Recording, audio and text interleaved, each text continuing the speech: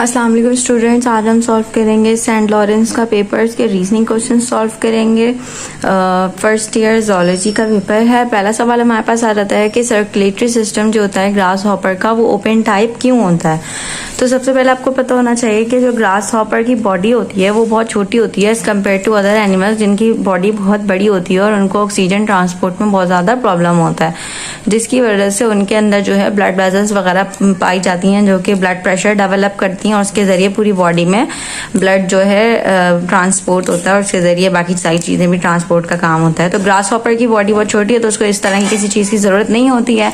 इनके अंदर जो है ब्लड लार्ज स्पेसिस में रख पड़ा हुआ होता है और हार्ट भी इनका वीकली मस्कुलर होता है, यानी कि बहुत ज़्यादा हाईली डेवलप नहीं होता है, इसीलिए ब्लड प्रेशर भी बहुत ज़्यादा हाई नहीं होता क्योंकि इतना डिस्टेंस ही नहीं होता, इतनी ज़्यादा बड़ी बॉडी नहीं होती कि कोई प्रेशर डेवलप हो या इतना दूर जब हम किसी चीज़ को दूर नहीं भेजेंगे तो उसके अंदर प्रेशर डेवलप करने की भी ज़रूरत नहीं होगी। इसी वजह से इसके अंदर ना किसी ब्लड वेसल्स की ज़रूरत होती है ना प्रेशर डेवलप करवाने की ज़रूरत होती है। तो दैट्स वाई इसके अंदर जो है ओपन टाइप सर्कुलेटरी सिस्टम पाया जाता है। और ओपन टाइप सर्कुलेटरी सिस्टम वो होता है जिसके अंदर हमारे पास ब्लड वेसल्स पाई जाती हैं और मतलब जो ब्लड है वो वेसल्स के अंदर ट्रैवल कर रहा होता है। ठीक है, उसके बाद आ जाता है पैरासिटिक वर्म्स जो होते हैं उनके अंदर डाइजेस्टिव सिस्टम क्यों नहीं होता। तो पैरासिटिक वर्म्स जो होते हैं ना उनके अंदर डाइजेस्टिव सिस्टम इसलिए नहीं होता है, उनके अंदर जो डाइजेस्टिव ट्रैक्ट होता है इसलिए एब्सेंट होता है क्योंकि जो पैरासिटिक वर्म्स होते हैं वो अपनी कोई न्यूट्रिशन मतलब नहीं बनानी होती, वो डायरेक्टली डाइजेस्टेड फूड जो ऑटोमेटिकली डाइजेस्टेड फूड होता है वो ले रहे होते हैं कहाँ से, होस्ट की बॉडी से। ठीक है,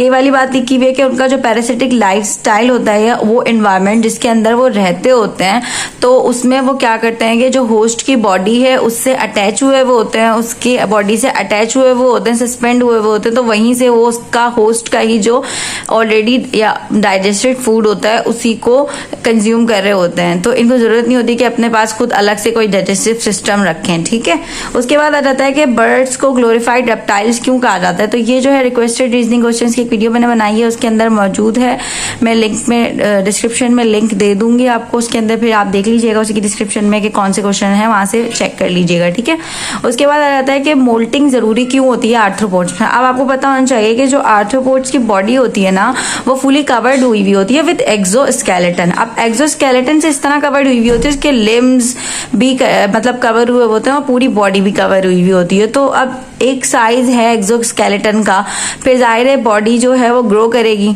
तो जो है उसके बाद उसको इंक्रीज होने के लिए तो स्पेस नहीं मिलेगी अगर एक्सोस्केलेटन उसका वैसी का वैसी रहेगा। तो क्या प्रोसेस होता है इसके अंदर कि इनका एक्सोस्केलेटन शेड हो जाता है, मतलब ये अपने एक्सोस्केलेटन को चेंज करते हैं और नया एक्सोस्केलेटन बनाते हैं और फिर वो बड़े साइज का एक्सोस्केलेटन बनाते हैं ताकि जो एनिमल का साइज इंक्रीज हो रहा है वो उसमें उसको अकोमोडेट कर सके। ठीक है, तो यही रेगुलर मैकेनिज्म जो होता है चेंजिंग ऑफ एक्सोस्केलेटन का, ये पॉसिबल यानी ये अलाउ करता है किस चीज को कि आर्थ्रोपोड्स अपना साइज जो है इंक्रीज करें। ठीक है, तो इस प्रोसेस को कहते हैं मोल्टिंग और ये इसलिए जरूरी होती है आर्थ्रोपोड्स में। उसके बाद हमारे पास आ जाता है कि ब्लड ऑफ इंसेक्ट्स कलरलेस क्यों होता है। तो ये यहाँ पे हीमोग्लोबिन की वजह से होता है, बाकी इसका रीजन जो है 2019 में मौजूद है। ग्लाइकोलिपिड्स को सेरिब्रोसाइट्स क्यों कहा जाता है, ग्लाइकोलिपिड्स को सेरिब्रोसाइट्स क्यों जाता है, ये भी मौजूद है जोलॉजी रीजनिंग 2019 के क्वेश्चन में। बाकी जो नॉन रीजनिंग क्वेश्चंस हैं वो बस 2 ही हैं सेंट लॉरेंस के जो कि मैंने सॉल्व नहीं करवाए, बाकी सारे तो सॉल्व्ड हैं। जैसे कि डिप्नॉय यानी कि लंग फिशेस, डिप्नॉय क्या होती हैं, लंग फिशेस होती हैं। तो लंग फिश पे नोट मैंने आपको करवा दिए हैं नॉन रीजनिंग 2019 के पास पेपर में, इसका लिंक भी मैं डिस्क्रिप्शन में दे दूंगी। What are parasitic adaptations of flatworms, ये मौजूद है मॉडल पेपर नॉन रीजनिंग के पार्ट 2 में। Differentiate between hibernation and aestivation. अब हाइबरनेशन और एस्टिवेशन की सबसे पहले जरूरत क्यों पड़ती है, क्योंकि जो कोल्ड ब्लडेड एनिमल्स होते हैं ना उनके अंदर टेम्परेचर मेंटेन नहीं रह पाता, यानी वो अपने इंटरनल टेम्परेचर को मेंटेन नहीं रख सकते हैं और जो एनवायरनमेंट का टेम्परेचर चेंज हो रहा होता है ना उसके अकॉर्डिंग उनकी बॉडी के टेम्परेचर पे भी इफेक्ट पड़ रहा होता है। जैसे जबकि हम वार्म ब्लडेड एनिमल्स हैं, हमारे अंदर क्या होता है कि अगर बाहर के टेम्परेचर में कोई चेंज आ भी रहा है तो हमारे बॉडी के अंदर ऐसे मैकेनिज्म्स मौजूद हैं जो कि हमारे इंटरनल टेम्परेचर को मेंटेन रखते हैं। तो कोल्ड ब्लडेड के अंदर ऐसा कोई मैकेनिज्म नहीं होता, तो उनको क्या करना पड़ता है, उनको इस फिजिकल मतलब फिजियोलॉजिकल अडॉप्टेशंस लेनी पड़ती हैं, जिसमें हमारे पास आ जाता है कि हाइबरनेशन एंड एक्टिवेशन।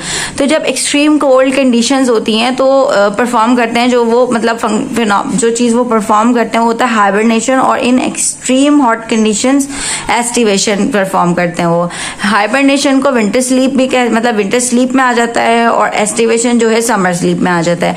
हाइबरनेशन में वो क्या करते हैं, अपने आप को बरी कर लेते हैं किस जगह पर मड वगैरह के अंदर जो है अपने आप को ले चले जाते हैं, मतलब ऐसी जगह पे चले जाते हैं जो कि वार्म हो, ठीक है, ताकि वो लो टेम्परेचर जो है यानी जो ठंडा मौसम है उससे अपने आप को या अपने इंटरनल डैमेज को बचा सके।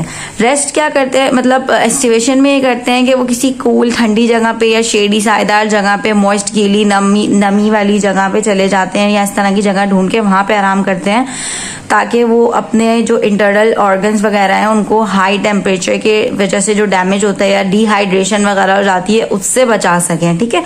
उसके बाद आपको बोला गया था कि एग्जांपल्स बतानी थी इन क्लासेस की। अरेक्नीडा की स्पाइडर और स्कॉर्पियन आ गई, स्काइफोजोआ में जेलीफिश आ जाता है, सेस्टोरिया में टाइना, थर्निया सेजिनेटा आ जाता है। अब सेजिनेटा की स्पेलिंग है SAGINATA है, ठीक है। क्रस्टेशिया में आ जाता है प्रॉन, ठीक है। तो अब इसमें आपको ये पता होना चाहिए कि ये काफ़ी सारे पेपर्स में आया हुआ है कि मतलब डिफरेंट आपको क्लासेस दे दी जाती हैं और उसकी एग्जांपल्स पूछी जाती हैं। तो आपने ये करना है कि चैप्टर नंबर 10 से जितनी भी फाइलम है उनकी जो क्लासेस हैं उनकी एग्जांपल्स याद कर लेनी है। एक क्लास में या दो भी कर लें तो बहुत अच्छा है। दो एग्जांपल्स याद कर लेनी है, और बाकी जो दूसरे चैप्टर्स भी हैं मतलब वो प्रोटॉक्टिस्टा और इस टाइप के जो चैप्टर्स हैं उनमें भी जो थोड़ी क्लासेस वगैरह दी हुई हैं, सीलिएटा वगैरह, सुक्टोरिया, वो जो क्लासेस होती हैं उन सब की भी एग्जांपल्स याद कर लें, क्योंकि उससे शॉर्ट वगैरह बहुत ज़्यादा बन जाते हैं, ठीक है। उसके बाद हमारे पास आ जाता है कि हमें डिफरेंट माउथ पार्ट्स बताने हैं, तो ये डीजे कॉलेज में आया हुआ है, ठीक है। माउथ पार्ट्स उसमें बताए हुए इंसेक्ट्स के, और जो पॉलीमॉर्फिज्म का क्वेश्चन है वो काफ़ी रिपीट हुआ है, इंपॉर्टेंट भी है। नॉन रीजनिंग के पेपर में आया था, पीसी के कॉम्प्रिहेंसिव पेपर में, उन सबकी लिंक मैं आपको डिस्क्रिप्शन में दे दूंगी। यहाँ पे हमारे reasoning and non reasoning of Saint Lawrence College जो है कंप्लीट हो जाते हैं। अगर आपको इसमें कोई भी कंफ्यूजन है तो आप पूछ सकते हैं। Thank you.